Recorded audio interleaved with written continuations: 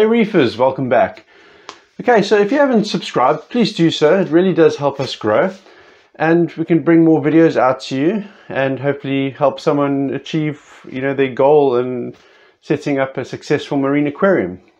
This is the goal of our channel. Okay, so your tank has run its cycle. What does that mean exactly? All that means is our tank has active bacteria in the forms of nitrifying and denitrifying bacteria. So nitrifying bacteria will turn your ammonias into nitrates into nitrate. Sorry, 3, 2, 4. So nitrifying bacteria will turn your ammonia into nitrite, into nitrate.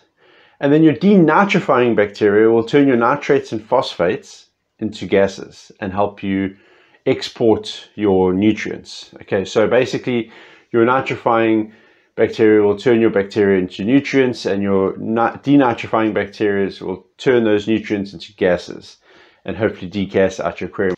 Okay, so by no means does a cycled aquarium... Come here. He just gave me a fright. He rubbed up against my leg. Say hello, Solo. Yes? Okay, bye-bye. Carry on. Okay, so by no means is a cycled aquarium mean it's a mature aquarium. Okay, maturity comes with a lot more time. You're looking at a true maturity in an aquarium is around about the 12-month mark. I mean, you'll start hitting more stability at the 6 to 8 month mark. But in my opinion, a true mature aquarium starts from the year mark. So we want to add more fish to our aquarium. Okay, I mean, it's part of the game, if we want to make our fish tanks look pretty. But we want to do this slowly, especially if your tank's just cycled. The bacteria is established and it's active, it's doing what it needs to do, but it's not to the capacity of the load you want to put in the aquarium. So if you want to overload your aquarium too quickly, you're going to put stress on this bacteria. If the bacteria starts to die off because there's too much ammonia being added into the aquarium and that colony of bacteria isn't in a position to handle that amount of ammonia, you'll start to get die off of bacteria. And too much die off of bacteria, that means the ammonia is just going to keep rising. Bacteria is not going to be able to keep up with it. Bacteria is going to die off more, and then you're going to have a system crash. Okay, and this is what we're trying to avoid in our life of our aquarium. Unfortunately, it is a reality, and systems do crash, but it's up to us to try and prevent a crash. So doing it slowly is key. So add 1 or 2 fish, allow time for your bacteria to build up to handle the addition of more fish. Okay, so we've got that under wraps now. So now it's time to add new fish. Okay, we've established that our colonies of bacteria are doing their job. Ammonia levels and nitrite levels in your aquarium are nitrite next to nothing. Ammonia should be reading around the 0 mark or on 0. When it comes to adding new fish, take it on yourself to research what you want to put in your aquarium. Okay, don't rely on all LFSs. I'm not trying to attack any LFS, but some LFSs will sell you a fish for the sake of selling you a fish. Others, guys with experience in the hobby, guys who've been doing this and passionate about it, most of their goals is to see your aquarium rise up and become an amazing aquarium. And I mean, like me as an LFS owner, I enjoy the stories of hearing about fish that I sold a client 3 years ago, 4 years ago, and they're thriving and they're doing well. So, I'm not saying all LFSs are just going to sell you a fish for selling you a fish. There are many guys out there that are really passionate about this hobby, and they're there to help you out and see your aquarium grow. Okay, so, but still, take it on yourself to research the fish that you want to put in your tank. So, you want to make a fish list. Now, this list is going to be your wish list, okay, your fish wish list. what we're going to do here is add the fish that you would like to keep into your aquarium. Okay, depending on your skill levels, if you know already what fish work with other fish, then by all means, set your wish list out, start buying your fish. If you're new to the hobby and don't know much about the specimens on hand that you're wanting to purchase, set out your wish list and then do some research on these fish. Okay, I mean, like when I was new to this hobby, I was a very young laddie. There was no internet. I mean, the wonders of today. And if I needed to research a fish, I'd have to go to like friends' houses that had the book that I didn't have, or go to the library, which only had, I think, in 1990, they only had 3 marine books there, which I think I took out 100 times a year at least. Yeah, and if you wanted to know something about a certain fish and we couldn't find it in any other book, we'd actually have to go to a bookstore and order a book with that fish in, or more fish in, and get a better idea on what each fish needed. Today it's literally sit down, pull your phone out your pocket and Google it. So we've got the infrastructure there to help us better ourselves. Okay, yes, there's a lot of nonsense on the internet, but there's a lot of good stuff on the internet too. We just need to learn on which forums to ask questions on. Most of the forums, there are, okay, sorry, let me rephrase that. All of the forums, there are the gurus there on the forums, and they are always willing to lend a helping hand. So if you do have a question on something, you can ask. You will get the trolls. You always get trolls on the internet that will give you a hard time about asking your question. But what they forget is, once upon a time, they were a newbie too. So always ask questions. Do the research on the fish. So with your wish list, set out the fish that you wish to keep. Do research on them. Which ones would be better to be added first? Which ones would be better to be added last? And most importantly, if you're going to be keeping a fish-only system, your variety of fish you can keep in your aquarium is a lot larger. Okay, so you're not stuck for choice on what fish you want to put in your tank. I mean, like for example, the butterfly family, there's only a small handful that are safe to keep with coral. The rest are going to eat your coral.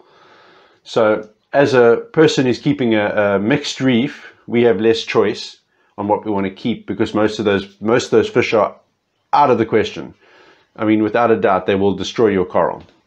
And then the small handful that are safe to put in your aquarium, well, not all of them are safe. Some of them are 50-50. So meaning that, they can swing either way, either eat or not eat. I mean, I've had a lot of success with a lot of what they call with caution fish, where there's a possibility it's going to start eating your coral. I have had a lot of success with most of the Centropygi family, which is the dwarf angelfish. Some guys have had success with the bigger angelfish as well, like the Pomacanthus, with not eating their soft corals. Well, more their polyps and fleshy corals.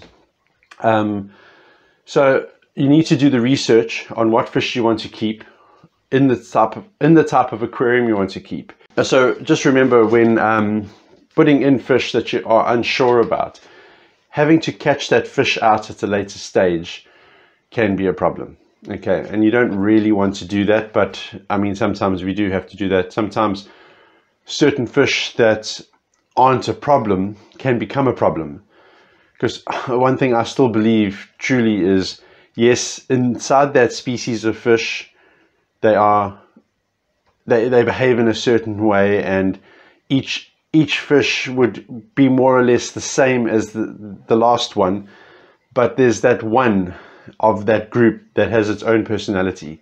I mean, fish are still individuals. So I mean, for example, I had a regal tang, right? Now 4 years ago, I'd never heard of a regal tang eating corals.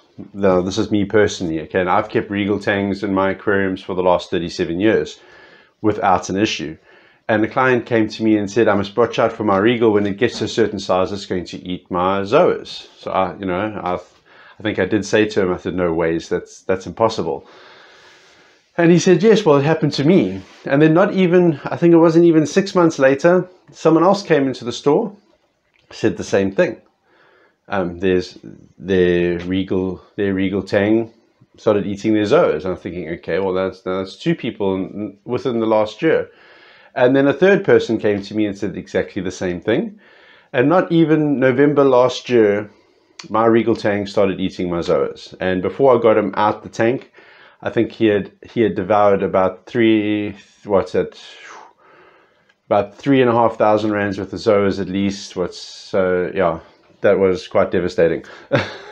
So yeah, like I said, over the years, I probably had about 6 regal tangs, and of the 6, only 1 ever ate zoas. And I think with most of them, I've had zoas in, and I never had that issue. And I've had them grow to almost full size. I mean, the one I had in my 8-foot was a monster, and I had loads of zoas in that tank, and it never touched them. So like I say, fish do have their own personalities, and sometimes what you read on that certain fish, you might get it and it might cause havoc. Okay, and then another thing to look at on your list is to look for fish that have jobs. Okay, so the fish that will work for you. I mean, like for example, you get sand sifters. Now there are different ranges of sand sifters. Some do better jobs than others. Some make mountains and cover your rocks, and some keep your sand nice and white and level. Maybe a little hill here or there, but you know, and then just, you know, that's a nice fish to put in your tank. It's number one, it's going to keep your sand turned over continuously and keeping your sand nice and clean. Another thing, like for example, your tangs, they will help keep algae under control. Just remember, a tang can only eat so much algae. So if you've got a total outbreak of green hair algae, and it's longer than 100 mils, and it's swaying all over your tank, I don't think a massive colony of tangs are going to do much help for you there. There you need to get your nutrients under control. A tang is going to help keep little bits of pests, algae that pop up here and there under control and not grow wild. Also, like your inverts, your hermits and your snails, and that can also help and keep your tank clean. So that's a working tank mate. Okay, so like I say, there are certain fish that have jobs. For example, there's I mentioned it in my last video with the unpacking. The Australian strappy is awesome for taking care of Aptasia. Your copper band butterfly, which is awesome at taking care of smaller Aptasia. The bigger ones they're not so keen on, but they do eat the smaller ones. And if you have a little outbreak of Aptasia, they will keep the population under control. But just bear in mind, a copper band is a harder fish to keep. Also bear in mind with that Australian stripey I mentioned, they are, as far as we know, reef safe, as in not going to eat your corals, but not reef safe as in you can't keep shrimp with them. They will devour the shrimp. Okay, so you've got your wish list. Work out and research each fish. See which ones will work with your size aquarium, which are capable of living together in harmony and not going to cause a ruckus in your aquarium.